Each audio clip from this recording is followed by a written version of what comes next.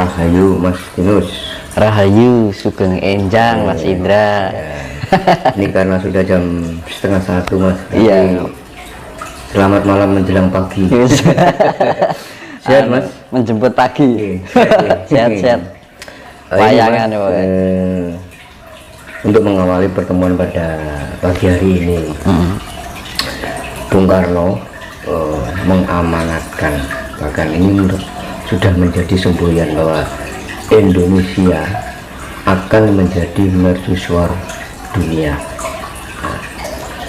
Saya teringat pada episode beberapa yang lalu Mas Dinus kan sering mengatakan bahwa akan terjadi bencana yang lebih dahsyat. Dan yang saya tanyakan Mas, bagaimana Indonesia ini menjadi mercusuar dunia ini akan terwujud jika kelak Indonesia akan terjadi bencana yang lebih dahsyat. Soalnya kalau kita lebihkan Mas, negara itu kalau sudah terjadi bencana terus itu pasti kan kehancuran. Nah, apakah semboyan bahkan amanah dari Bung Karno itu akan terwujud? Bagaimana pandangan Mas Dinus? Monggo Mas. Selamat pagi ya. Selamat pagi. Sampai selamat malam. Ini pertama-tama ya saya ucapkan terima kasih atas kehadirannya. Ya ini langsung aja kalau masalah pembicarakan yang namanya ini menuju mercusuar dunia ya. Yang intinya padahal yang sifatnya itu adalah perdamaian dunia. Betul. Nah gitu kan, banyak orang yang berangan-angan atau menginginkan hadirnya atau datangnya zaman tersebut kan, yang namanya perdamaian dunia ini. Nah yang jadi pertanyaan gini, apakah semua orang yang menginginkan hal itu apakah sudah mempersiapkan diri? Itu yang jadi pertanyaan yang harus digarisbawahi itu kan. Apa sudah mempersiapkan diri? Apakah sudah punya bekal? Nah, gitu Mas. Dan apa yang harus dipersiapkan? Nah yang jadi pertanyaan kan itu. Iya. Sekarang kan banyak orang yang sifatnya itu, apalagi lagi viral atau booming ya, masalah perdamaian dunia, mercusuar dunia. Boleh sih kita mengatakan, wah aku ingin segera terlaksana zaman-zaman yang seperti itu penuh dengan kedamaian. Sedangkan diri kita tidak pernah menerapkan di dalam sebuah kehidupan sehari-hari bahwa dasar utama untuk mencapai perdamaian dunia itu juga diimbangi dengan umat atau rakyatnya itu juga mempunyai jiwa yang penuh kedamaian dan gitu. Ya, sedangkan kedamaian sendiri kan, hakikat dari kedamaian itu kan modalnya kan kasih sayang, ya kan? Iya. Sedangkan dunia banyak orang masih terikat oleh sifat-sifat yang apa ya namanya, yang berbau keduniawian, kemelekatan, ya kan?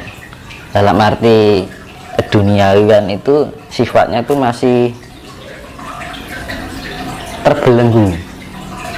Hal-hal yang sifatnya keduniawian, angan-angan, ya kan, keinginan, harapan, tapi tidak menerapkan dirinya pada sebuah pertanggungjawaban hidup, ya kan? Lah, karena gini,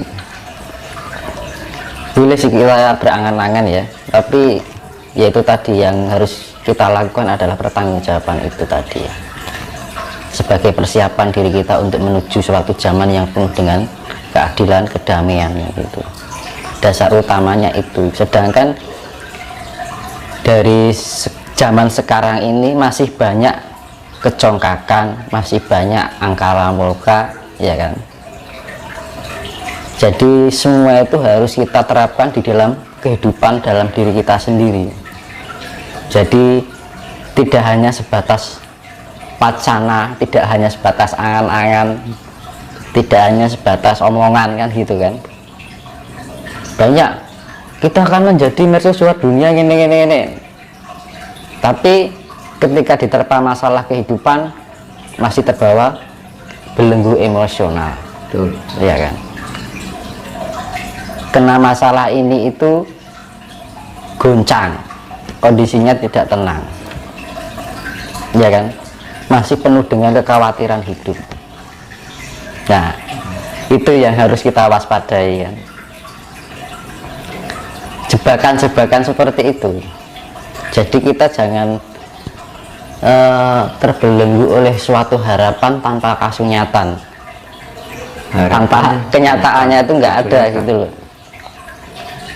Sama aja kan kosong. Ngomong kosong mas Ya. Kadang saya berpikir begini mas Yunus, memang itu kan sudah menjadi cita-cita bangsa kita kan, akan menjadi dari dunia. Kadang saya berpikir apakah mampu, ya kan?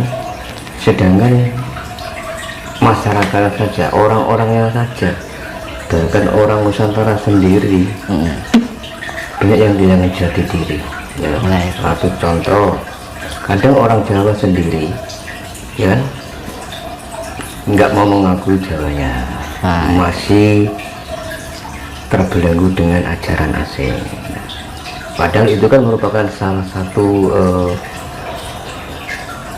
syarat agar tujuan itu tercapai, terwujud. Nah itu bagaimana mas, cara menyikapi hal seperti itu mas? Ya karena bangsa kita ini sudah terlalu lama terbodohi. Sebenarnya negara ini pintar, cerdas, leluhurnya kita dulu. Iya. Ya semenjak Majapahit ke sini itu pembodohan itu sangat luar biasa. Dengan cara diiming-imingi surga, diberi ancaman neraka. Nah, yang seharusnya itu orang bisa berpikir secara luas, tapi sekarang yang terjadi apa? Ketakutan. Tidak hanya itu aja. Jadi orang sekarang itu pengetahuannya hanya maksimal pada sebuah ayat itu, ya kan? Kalau misalkan ini kasunyatan ya, bukan aku menjelekkan sebuah ajaran ya. Dunia ini begitu sangat luas, dan tidak hanya di bumi aja. Bumi ini adalah mikro dari alam semesta, dan kita mikro dari bumi ini. Bayangkan kalau kita membuat sebuah pengetahuan tentang kesemestaan, kalau kita berkaitan dengan nama atas nama Tuhan atau Allah, ini menyangkut semesta, universal, ya kan? Tapi pola pikir kita hanya dibatasi masalah keduniawian, ya kan? Bahwa dunia ini masih dalam ranah sifatnya itu apa ya, 3 dimensi, dimensi ketiga dalam arti, jadi masih penuh dengan ilusi. Sekarang gini, semesta hanya dibikin wacana, sebuah pengetahuan yang diterapkan dalam tulisan dalam bentuk kitab, kayaknya kan kok kecil sekali gitu loh. Nah, makanya orang Jawa itu nggak pernah membuat kitab. Kitabnya kita tanpa tulis. Nah, ditulis orangnya ada. Buku itu tidak cukup untuk menulis kitabnya orang pengetahuan jagat semesta ini.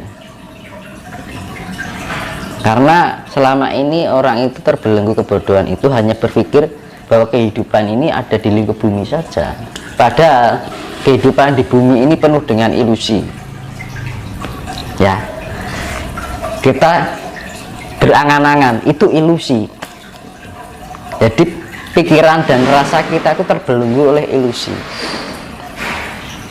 angan-angan, harapan, keinginan, kesedihan, ya, kebahagiaan, itu semuanya adalah ilusi.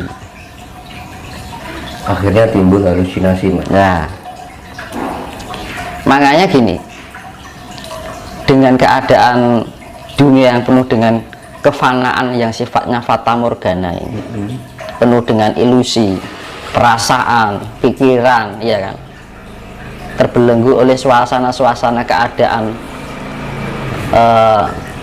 lingkungan, ya kan, rasa bahagia, rasa senang, ya kan, angan-angan, harapan, keinginan, cita-cita dan sebagainya, mimpi, itu adalah semua ilusi.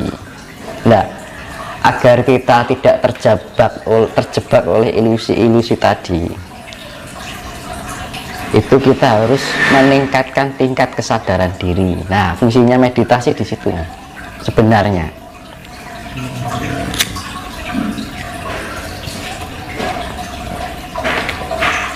Biar kita tidak terlalu terjebak dalam kehidupan yang penuh ilusi, fana yang fata morgana, ya kan? Terus Justru gini, monggo, Mas. orang yang sudah terlepas dengan ilusi, itu sifatnya kosong, netral, sifatnya tengah, tidak punya rasa khawatir, keterpa masalah tidak mudah bingung, tidak mudah suka, istilahnya tidak mudah bahagia, tidak mudah susah. Makanya dalam istilah Jawa dibilang ojo kagetan, ojo gumunan, kan gitu. Sekarang lagi ada bencana gini aja, wah gimana ya, gimana gitu kan. Banyak orang yang bertanya gitu kayak aku. Ya nggak apa-apa, alam itu hanya cuman berefleksi aja kan gitu kan. Kalau orang sudah mencapai tingkat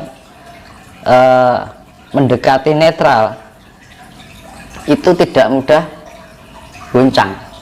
Walaupun ada bencana apapun, ya enggak, kita memaklumi sifatnya, karena alam ini memang sudah gak nyaman. Makanya dia melakukan refleksi untuk menyeimbangkan dirinya lagi, membuat kondisi alam semesta bumi ini biar seimbang lagi, biar nyaman lagi, biar kemurniannya ada lagi. Sekarang baru ada ini heboh, ya kan? Ada kejadian itu heboh, ya kan? Nah, akhirnya apa? Pikiran kita terombang-ambing, masih berpikir ini gimana, nanti gimana, ya. Akhirnya pikirannya tidak rasional, ya kan? Orang kalau sudah bingung, khawatir, itu cenderung orangnya tidak berpikir secara rasional. Kalau sudah tidak berpikir secara rasional, akhirnya kesadarannya lemah. Nah gitu, larinya ya itu tadi, akhirnya apa? Menyalahkan keadaan, Emosi. iya, Dia menyalahkan dirinya sendiri, Mas. nah, menyalahkan orang lain, menyalahkan kita. Gini,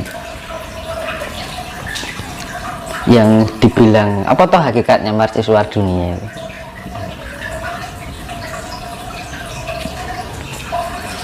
Dibilang mercusuar kan sebagai pusat ya. Pusat pancer lah dibilang. Nah, banyak yang mungkin orang spiritual kan, yang biasanya sing ngerembug mercusuar dunia kan rata-rata spiritualitas ya. Itu banyak yang membanggakan bahwa Nusantara akan menjadi mercusuar dunia, ya kan? Bahwa Nusantara akan menjadi pusat peradaban, ya memang, tapi jangan sombong gitu loh. Bahwa semua itu adalah ketika Nusantara ini ibaratnya itu dijadikan pusat dari dunia ini hanya sebuah titipan saja. Kebetulan kita berada di Nusantara. Bila pun negara lain itu ada keburukan, tidak semua yang hidup di sana juga orangnya tidak baik. Masih ada orang baik, ya kan? Cuman mayoritasnya lebih sifatnya menguasai, ya kan.